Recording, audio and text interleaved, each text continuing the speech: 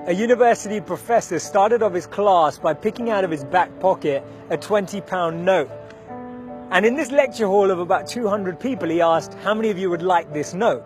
Naturally, all 200 hands went up. He said, interesting. He then said, before I let you have it, let me ask you this question. He took the note and folded it in half twice. And then he said, how many of you want this note? Still, 200 hands went up. Now he said, let me try something else. He took the note and he crumpled it. He said, how many of you want this note now? Still, 200 hands went up. Finally, he chucked the note on the floor. He screwed it with his shoe and crumpled it even more, picked it back up, now with dirt, and said, how many of you want this note? All 200 hands are still up. He said, today you've learnt an important lesson. No matter how much I crumpled that note, how much I scrunched it up, how many times it was trodden on, you still wanted it because it was still worth £20. In the same way that that £20 note held its value, so do you.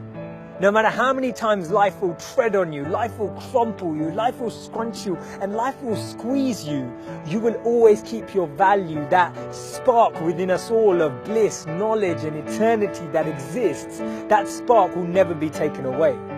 Our value is not created by the price of our clothes or our bank balance or the job title that we have. See, we should be building life and not just building our CVs. In the middle of 2009, he was the software engineer that no one wanted to hire. He had 12 years of experience at Yahoo, but he was rejected by Facebook and then rejected by Twitter.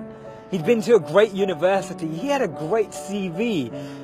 But he decided to team up with one of his alumni members at Yahoo and started to create an app and focus on the startup space. In 5 years' time, he sold that app for $19 billion to Facebook. Believe it or not, that was Brian Acton, the co-founder of WhatsApp.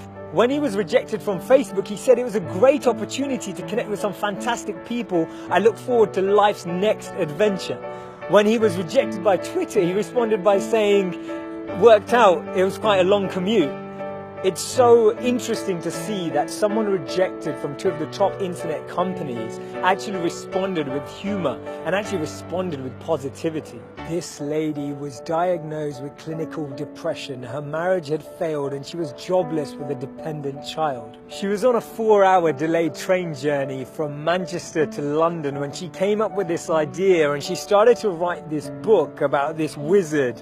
And as she started writing, she then finished her manuscript, took it to 12 publishers and was rejected by all 12.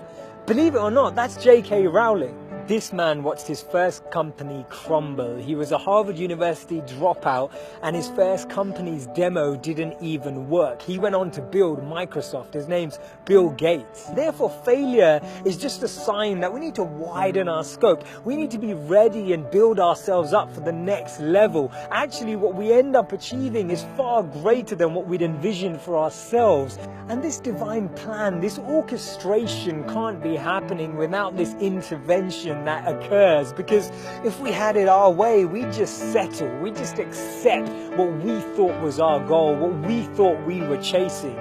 But actually, I've noticed that when you don't get that, later down the line, you look back and you reflect and realize that what you've gained is so much greater. Failures are only failures when we don't learn from them, because when we learn from them, they become lessons, and we actually extrapolate all of these teachings and actually get more insight into how we can improve the way we work and how we can actually drive with a different energy.